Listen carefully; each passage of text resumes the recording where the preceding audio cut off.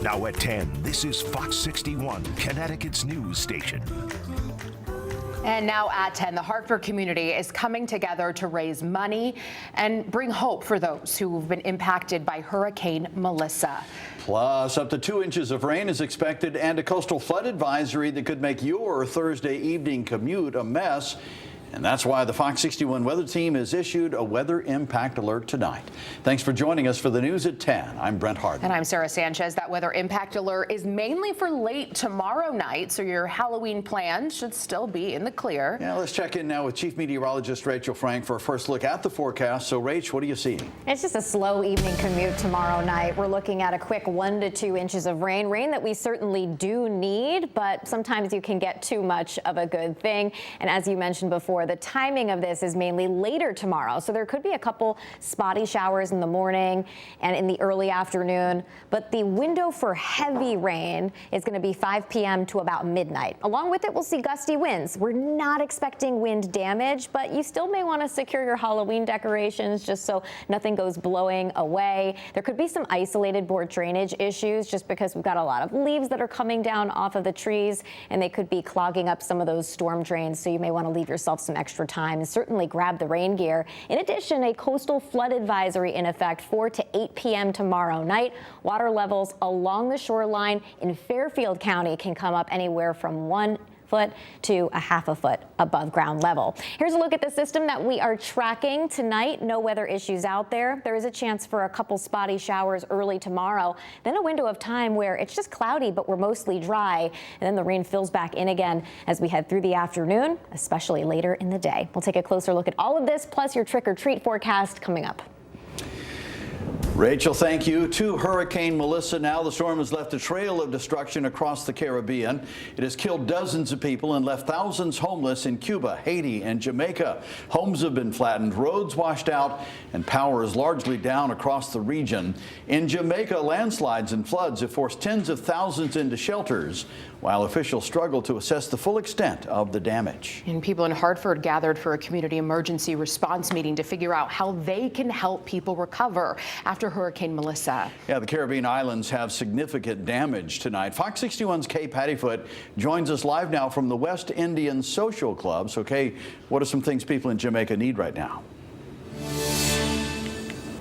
They need water, non-perishable items, and clothes. Some people at the meeting say some communities on the island have no power, which, as you can imagine, is making things very tough. But the Jamaican community in the greater Hartford is stepping up to help their brothers and sisters back home. Hurricane Melissa caused significant damage in Jamaica. Some people at the meeting say this hurricane has been traumatic. I'm traumatized, still dealing with it. It just seems so unreal and feeling so sad that you cannot be there to help. It's tough to get in touch with them because on that side of the island, it seemed like the phone service is not working so great. The text messages and stuff that I got prior to today, not a lot of them are injured. Most of the things that's going on right now is the property damage, to the house, the cars, stuff like that.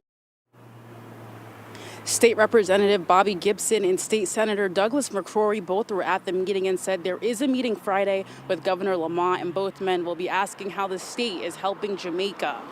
Now, we will have links for you on fox61.com where you can donate, and there are 2 donation centers in Hartford. One is at SMSA School in Hartford, and the Firehouse in the south end of Hartford. Live in Hartford, Kay Pattyfoot, Fox 61. All right, Kay, thank you. We have breaking news right now at 10:04. An investigation is currently underway in Manchester. It's near Broad and Center Streets. Details are very limited at this time, but our Fox 61 crew on scene reports that Enfield police are also present. We'll continue to provide updates on air and online as more information becomes available. New developments tonight. The lawyer for former Connecticut Deputy Budget Director Costa Diamantis is asking for a post-trial hearing. The lawyer citing possible jury misconduct. Norm Pattis says comments made by the jury foreman to the media suggest some jurors may not have been truthful about their prior knowledge of the case. Diamantis was convicted last week on 21 counts, including extortion, bribery, and making false statements. All of this is stemming from his work overseeing state school construction projects. New here at 10, a Hartford jury has convicted a man in connection with a deadly 2022 shooting. Yeah, 38-year-old Benjamin White was found guilty of murder in the death of Simon Griffin. Prosecutors say White shot and killed Griffin and wounded another man inside a Laurel Street apartment after an argument turned violent. The surviving victim later identified White as the shooter, and that's testimony prosecutors say was critical in securing the conviction. White was found guilty of murder, first-degree assault, and criminal possession of a firearm. He is scheduled to be sentenced in January. We have new information tonight about a murder in Killingly. Yeah, police have now released the name of the woman who they say shot and killed a man in her home. It happened Monday night. Fox 61's Valerie Moravi joins us live in studio with the very latest from police. Valerie.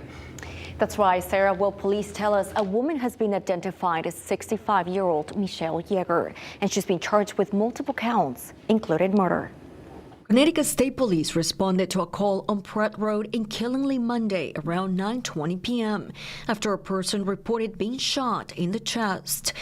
Investigators say Michelle Yeager shot a 39-year-old man in front of a 12-year-old boy while he was watching a movie. The man was rushed to the hospital where he later died. Corey Brawl just recently moved to Killingly. He says crimes like these are rare. It doesn't happen very often. Don't hear about it very much. Police say Yeager stated that she was in her bedroom when the victim came after her. Detectives also say she told them she took some time to unlock the gun safe to get the gun. Investigators say Yeager stated she was upset from dealing with issues throughout the day and that she started drinking later that night.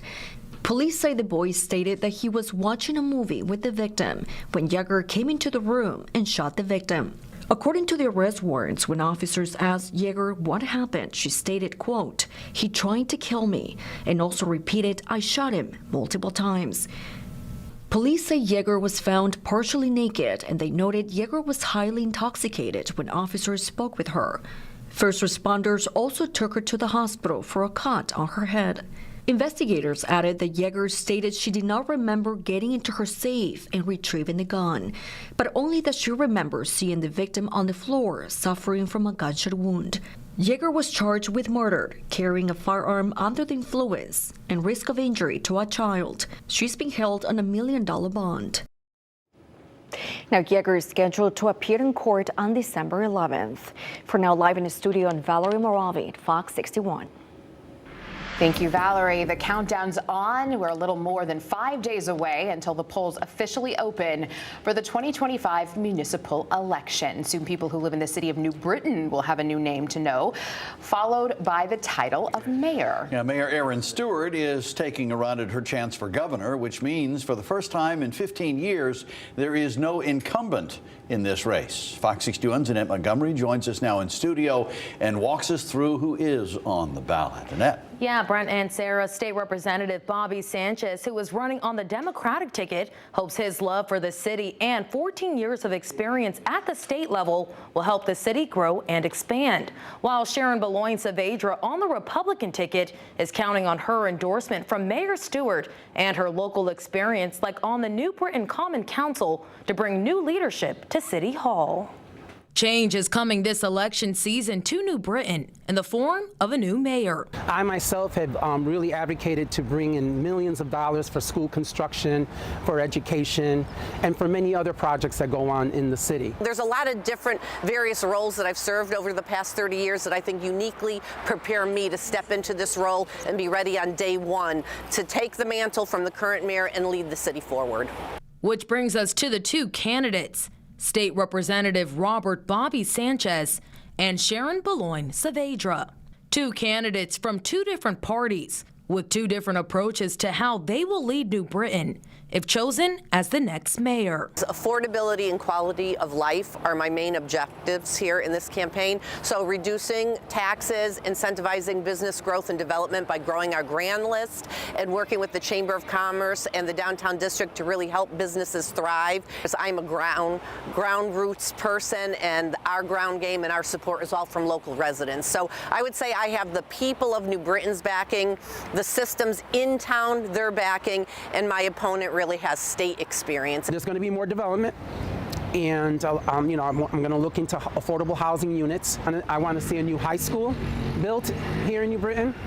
and I want to continue the progress of the school construction that's going on. There is a project on Allen Street. That area has been flooding for years and years and years. I think that's going to be the first thing that I will look into and try to get the funding to get that project started and finished.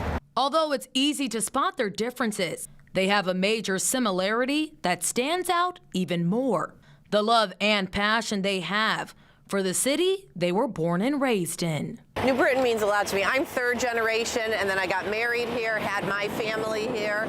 We're all New Britain High graduates. I feel a great sense of pride. There's nostalgia for my life spent here in New Britain, and then there's great hope for moving forward. So it's kind of mixing the old with the new and all the possibilities. So I felt that now's the time.